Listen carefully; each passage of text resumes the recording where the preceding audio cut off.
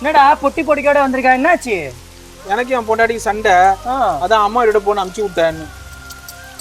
நீனு எங்க இருக்க? உங்க வீட்டுல ஏதாவது பிரச்சனையா? பிரச்சனைலாம் இல்ல. என் பொண்டாட்டி ஃப்ரெண்ட்ஸோட ஜாலியா 10 நாள் டூர் போயிருக்கா. அதான் எங்க அம்மா வீட்டுல விட்டா சேஃபா இருந்து 10 நாள்ல போயிருவேன். நான் தான் எப்ப போவேனே தெரியல.